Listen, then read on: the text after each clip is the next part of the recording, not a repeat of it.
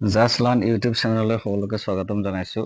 আজি 10ম শ্ৰেণীৰ ইংৰাজী পাঠ্যপুথিৰ ফাৰ্ষ্ট ফ্লাইটৰ প্ৰথম গল্পটো লৈছোঁ, এই লেটাৰটো গড। এই গল্পটো মই তোমালোকৰ লগত 3টা পাৰ্টত আলোচনা কৰিম। আজি প্ৰথম পাৰ্টটো লৈছোঁ, এই লেটাৰটো গড, মানে ভগৱানলৈ এখন চিঠি। কোনে লিখিছে? জি.এল. ফিউণ্টেছ, মানে লিখক হৈছে জি.এল. ফিউণ্টেছ। কেতিয়াবা এইটো পৰীক্ষাত আহে। The house, the only one in the entire valley, set on the crest of a low hill. এখন ঘৰ আছিল এখন উপত্যকাত, আৰু সেই ঘৰটো এখন সৰু পাহাৰৰ ঠিক ওপৰৰ অংশত আছিল। ক্ৰেষ্ট মানে হৈছে টপ অফ এ হিল, মানে একেবাৰে ওপৰৰ অংশত। From this height, one could see the river and the field of ripe corn. আৰু সেই ওখ ঠাইখিনিৰ পৰা কি দেখা পায়? এখন নদী দেখা পায় আৰু পকা মাকৈৰ ফিল্ড এখন দেখা পায়। Dotted with flowers, খুব ধুনীয়াকে ফুলেৰে ভৰি আছে। That always promised a good harvest, আৰু ইমান ধুনীয়াকে ফুলেৰে ভৰি আছে যেন খুব ভাল শস্য দিব তাৰে ইংগিত দিয়ে বা তাৰে কথা দিয়ে। The only thing the earth needed was a downpour or at least a shower. কিন্তু ইয়াত এটা বস্তু বৰকৈ প্ৰয়োজন হৈছিল, সেইটো হৈছে বৰষুণ। ডাউনপোৰ মানে হ'ল অকণমান জোৰকে দিয়া বৰষুণ, বা ছাৱাৰ মানে হৈছে অকণমান কিনকিনীয়া বৰষুণ। ছাৱাৰক আমি কিনকিনীয়া বৰষুণক ড্ৰিজেল বুলিও কয়।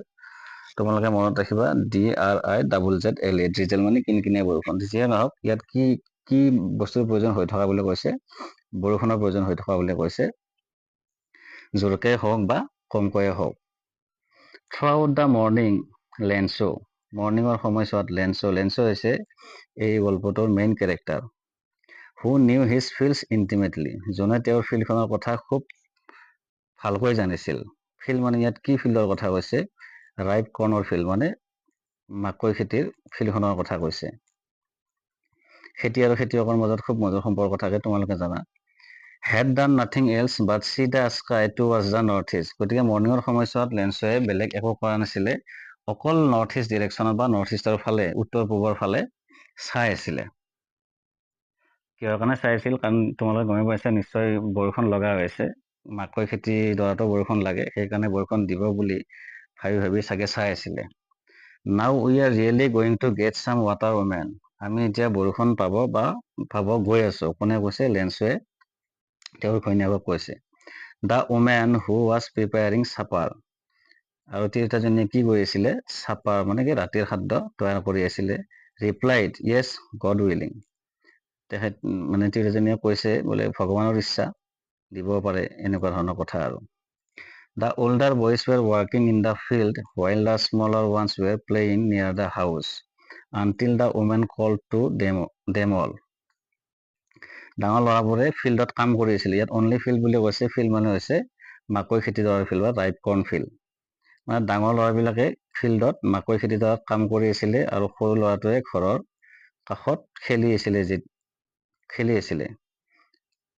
যেতিয়ালৈকে তেওঁলোকক কি ৰাতিৰ আহাৰ খাবলৈ মাতা নাছিল, তেতিয়ালৈকে তেওঁলোকে সেই সৰু ল'ৰাটোৱে খেলি আছিলে আৰু ডাঙৰ ল'ৰাবিলাকে ফিল্ডত কাম কৰি আছিলে। It was during the meal that just as Lenso had predicted, ঠিক মানে ৰাতিৰ খাদ্য খাই থকাৰ সময়ত লেঞ্চোৱে যেনেকৈ ভাবিছিল বা লেঞ্চোৱে যেনেকৈ অনুমান কৰিছিল, big drops of rain began to fall, ডাঙৰ ডাঙৰ বৰষুণৰ টোপাল তাৰমানে কি দিবলৈ বা বৰষুণ দিবলৈ আৰম্ভ কৰিছিল। In the northeast, huge mountains of clouds could be seen approaching, আৰু নৰ্থ ইষ্টৰ ফালে যিহেতু তেওঁ চাই আছিল, নৰ্থ ইষ্ট উত্তৰ পূব দিশৰ ফালে মানে ডাঙৰ ডাঙৰ কলা ডাৱৰৰ যেন পাহাৰৰ দৰে দেখা যায় কেতিয়াবা। ডাঙৰ ডাঙৰ কলা ডাৱৰৰ পাহাৰবোৰ যেন দেখা পোৱা গৈছিল বা আহি থকা দেখা পোৱা গৈছিল। The air was fresh and sweet, তেতিয়াৰ বতাহজাক খুব ধুনীয়া আৰু মধুৰ আছিল। The man went out for no other reason than to have the pleasure of feeling the rain on his body. আৰু মানুহজনে, দি মেন মানে কি, লেঞ্চোৱে বাহিৰলৈ ওলাই গৈছিল কোনো বেলেগ কাৰণত নহয়, মানে বৰষুণৰ টোপালবোৰ বডিত পৰিলে কেনেকুৱা ধৰণৰ ফিলিং হয় বা ভাল লাগে, সেইটো অনুভৱ কৰিবৰ বাবে বাহিৰলৈ ওলাই গৈছিল। And when he returned, he exclaimed, আৰু যেতিয়া তেওঁ উভতি আহিছিল, তেওঁ এক্সক্লেইম মানে কি, খুব ফূৰ্তি ধৰণেৰে, মানে ফূৰ্তি লাগে যেনেকুৱা ফেচিয়েল এক্সপ্ৰেছনটো হয়, তেনেকুৱা ধৰণে তেওঁ কৈছিল যে these are not rain drops falling from the sky, যে এইবিলাক আকাশৰ পৰা যে ৰেইন ড্ৰপ পৰিছে বা বৰষুণ টোপাল পৰিছে, এইবিলাক বৰষুণৰ টোপাল নহয়। দে আৰ নিউ কইন্স, এইবিলাক যেন কি পইচা। The big drops R 10 cent pieces and the little ones are fives। আৰু এই ডাঙৰ ডাঙৰ বৰষুণৰ টোপালবোৰ যেন 10 টকাৰ মুদ্ৰা বা আৰু সৰু টোপালবিলাক যেন 5 টকাৰ মুদ্ৰা, এনেভাৱে তেওঁ কি কৰিছিলে, কল্পনা কৰিছিলে বা ভাবিছিলে বা কৈ আছিলে তেওঁ। গতিকে আজি প্ৰথম পাৰ্টত মই এইখিনিলৈকে তোমালোকক দিছো, আৰু ইয়াৰ পৰা সম্ভাৱ্য যিমানখিনি কুৱেশ্যন আহিব পাৰে, MCQ হওক, MCQ বেষ্ট হিচাপে মই এইটো বনাইছো ভিডিঅ'টো। গতিকে তোমালোকে এইখিনি বুজি পাইছা চাগে, আৰু যেতিয়া মই কুৱেশ্যনখিনি তলৰ ফালে ডিছকাছ কৰিম তোমালোকে বুজি পাবা। এতিয়া আমি বেলেগ ফালে নাযাওঁ, আমি কুৱেশ্যনখিনি আৰম্ভ কৰোঁ। প্ৰথম কুৱেশ্যনটো হৈছে, where was the Lencho's house situated? লেন্সৰ ঘৰটো ক'ত আছিলে? Lencho's house situated on the top of a low' hill. মানে লেন্সৰ ঘৰটো ক'ত আছিলে? এখন সৰু পাহাৰৰ ঠিক ওপৰৰ ফালে আছিলে, বা সৰু পাহাৰৰ ওপৰৰ অংশত আছিলে। কুৱেশ্যন নম্বৰ 2, মানে 2 নম্বৰ কুৱেশ্যনটো হৈছে, what would one can see from the height? মানে সেই ওখ ঠাইখিনিৰ পৰা কি দেখা পোৱা গৈছিল বা কি চাব পাৰে সেই ওখ ঠাইখিনিত থাকিলে? One could see the river and the ripe corn field. আৰু সেই ওখ ঠাইৰ পৰা কি দেখা পায়? এখন নদী দেখা পায় আৰু মাকৈ খেতিৰ দৰা দেখা পায়। 3 নম্বৰ কুৱেশ্যনটো চাবা, what was needed by the earth? মানে তেতিয়া কি লগা হৈ আছিলে, মানে পৃথিৱীখনে কি বিচাৰি আছিলে তেতিয়া? The earth needed only a downpour or at least a shower. পৃথিৱীখন যেতিয়া কি বিচাৰি আছে? বৰষুণ বিচাৰি আছিলে। 4 নম্বৰ কুৱেশ্যনটো চোৱা তোমালোকে, হু নিউ হিজ ফিল্ড ইণ্টিমেটলি? কোনে তেওঁৰ ফিল্ডখনৰ বিষয়ে খুব ঘনিষ্ঠভাৱে জানিছিলে? লেন্সই জানিছিলে, যিহেতু লেন্সৰে সেইখন ফিল্ড আছিল। ফিল্ড মানে ইয়াত কি ফিল্ডৰ কথা কৈছে? মাকৈ ফিল্ডৰ কথা কৈছে, মাকৈ খেতি। 5 নম্বৰ কুৱেশ্যনটো চাবা তোমালোকে, now we are really going to get চাম ৱাটাৰ ওমেন, হু ছেইড দিছ? এনেকে কোনে কৈছিলে যে আমি এতিয়া বৰষুণ পাব গৈ আছো? এনেকে কোনে কৈছিলে? Lencho said to his wife. লেন্সই তেওঁৰ ঘৈণীয়েকক কৈছিলে। 6 নম্বৰ কুৱেশ্যনটো চোৱা, য়েছ গড উইলিং, বোলে হয় ভগৱানৰ ইচ্ছা।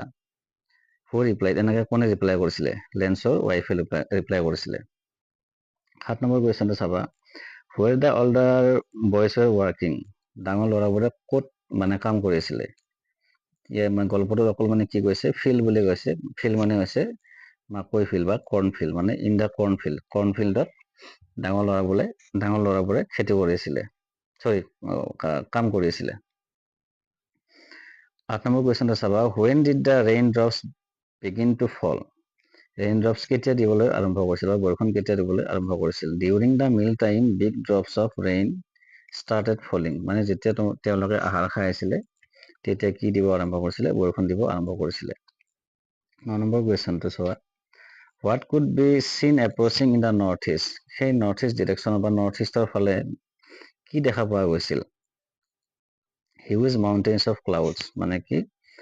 মানে ডাৱৰৰ খুব ডাঙৰ, মানে ইমান বহুত ডাঙৰ ডাঙৰ ডাৱৰ, মানে পাহাৰৰ সদৃশ বা পাহাৰৰ নিচিনা ডাৱৰ দেখা পোৱা গৈছিল। 10 নম্বৰ কুৱেশ্যনটো চোৱা, why did Lencho go out? Lencho কিয় বাহিৰৰ ফালে ওলাই গৈছিল?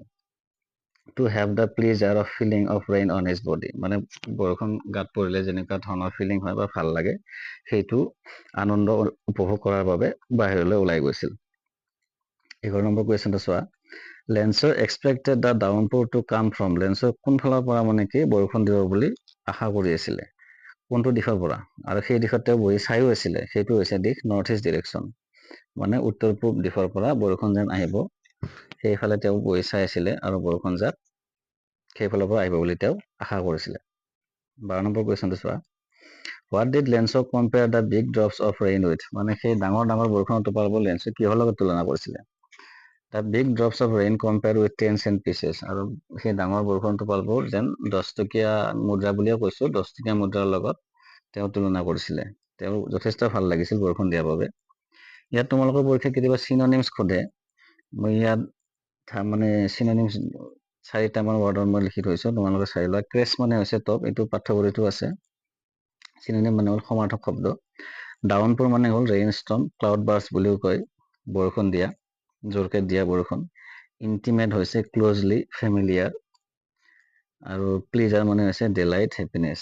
গতিকে তোমালোকে এইখিনি মানে এই প্ৰথম পাৰ্টত যিখিনিলৈকে মই তোমালোকৰ আলোচনা কৰিছিলো, এইখিনিৰ পৰা আহিলে ইয়াৰ ভিতৰতে কুৱেশ্যন আহিব, বেলেগ তেনেকুৱাকে আৰু নাহে। মই গোটেইখিনি কুৱেশ্যন মই টাচ কৰিছো। আশা কৰিছো তোমালোকে ভিডিঅ'টো ভাল পাইছা। মই নেক্সট ভিডিঅ'ত ইয়াৰে পিছৰ পৰা মই আৰম্ভ কৰিম। আৰু যদি তোমালোকৰ ভিডিঅ'টো ভাল লাগিছে তোমালোকে লাইক ছাবস্ক্ৰাইব কৰি থৈ দিবা যাতে সোনকালে নতুন নতুন ভিডিঅ'বিলাক পোৱা। আজিলৈ ইমানখিনিয়ে, ধন্যবাদ।